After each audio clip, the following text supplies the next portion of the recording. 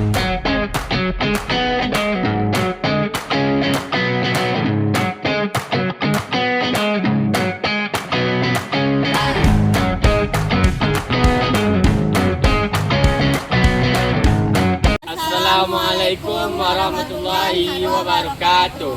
Kami dari kelompok 4 dengan materi Manajemen Peserta Didik. Saya Salsabila Melani dengan NIM 253010320036. Saya Muhammad Ilmi dengan NIM 253010310044. Saya Zulkifli Dharma dengan NIM 253010320039.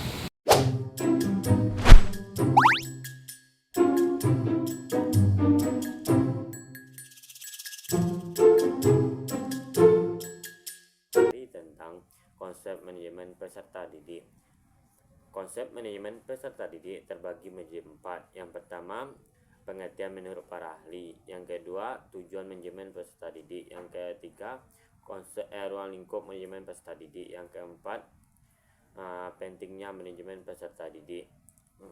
Sebelum itu, saya akan menjelaskan pengertian manajemen peserta didik.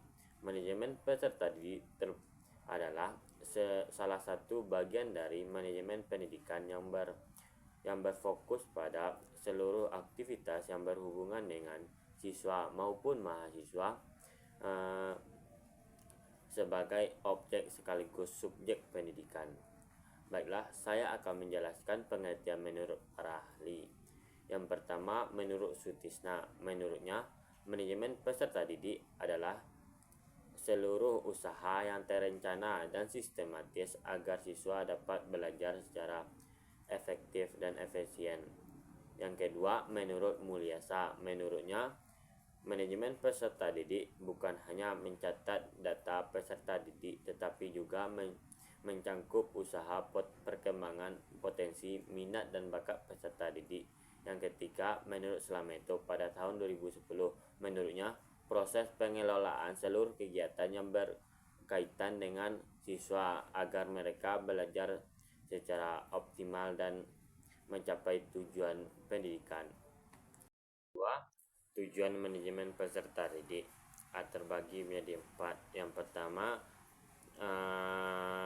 memberikan layanan yang optimal. Yang kedua, mengatur administrasi peserta didik secara rapi dan sistematis. Yang ketiga, membina kedisiplinan dan tanggung jawab peserta didik. Yang keempat, menciptakan suasana belajar yang kondusif agar mereka belajar secara aman, nyaman, dan tentram. Yang ketiga, ruang lingkup manajemen peserta didik terbagi menjadi 3. Yang pertama, penerimaan peserta didik baru disingkat PPDB. Yang kedua, pencatatan dan administrasi peserta didik. Yang ketiga, layanan dan konseling peserta didik. Yang keempat, pentingnya manajemen peserta didik.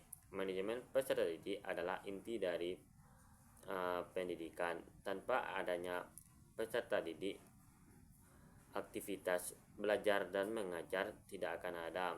Peserta didik memiliki karakteristik keberagaman yang berbeda-beda.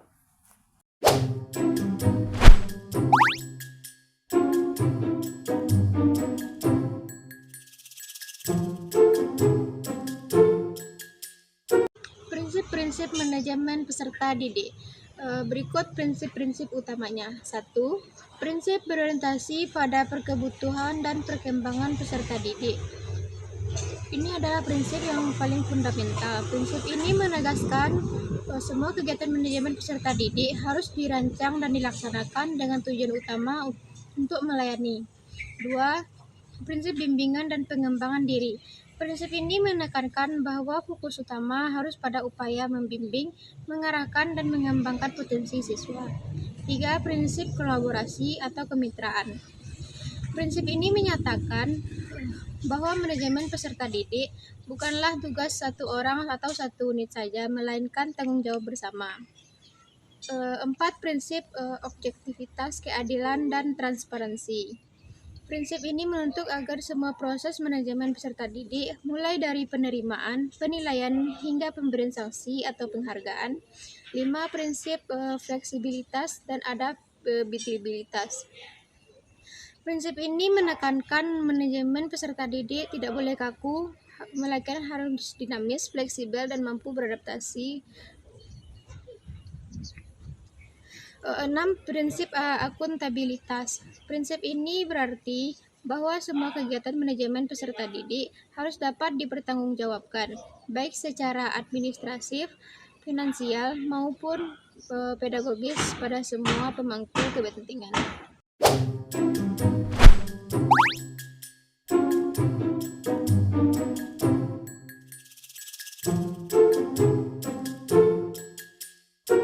Teknik-teknik manajemen peserta didik terbagi menjadi 4. Yang pertama, teknik pada penerimaan dan perencanaan siswa, yaitu teknik proyeksi kebutuhan.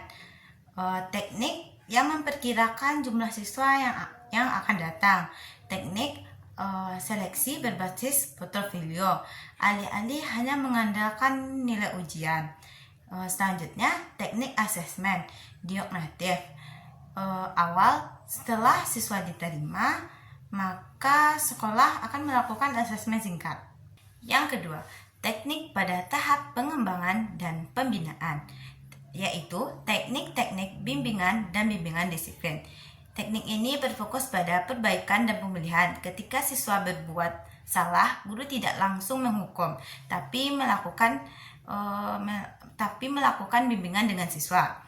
Teknik-teknik pengembangan minat bakat menggunakan sistem di mana siswa dapat memilih ekstrakurikuler berdasarkan minatnya. Teknik-teknik pembinaan akademik. Teknik mengajarkan di mana guru menyesuaikan 4 aspek pembelajaran, yaitu apa yang dipelajari, bagaimana cara mempelajarinya, bagaimana cara menunjukkan pemahaman, dan lingkungan belajar. Yang ketiga, teknik pada tahapan evaluasi dan pelajaran. Teknik penilaian otentik. Penilaian yang menuntut siswa untuk menerapkan pengetahuan dan keterampilan. Teknik rapor deskriptif kualitatif. Selain angka, rapor juga berisi narasi atau deskripsi tentang perkembangan karakter. Teknik konferensi siswa, guru, dan orang tua. Pertemuan 3 arah, di mana siswa bukan hanya guru yang memimpin diskusi. Yang keempat, teknik berbasis teknologi terbagi menjadi 2, yaitu sistem informasi akademik. Plafon digital untuk mengelola data siswa melalui data pribadi, prestasi, nilai, hingga pembayaran SPP. Platform pembelajaran daring seperti Google Meet, Google Classroom digunakan untuk mengumpulkan tugas dan melakukan forum diskusi. Audio Jungle.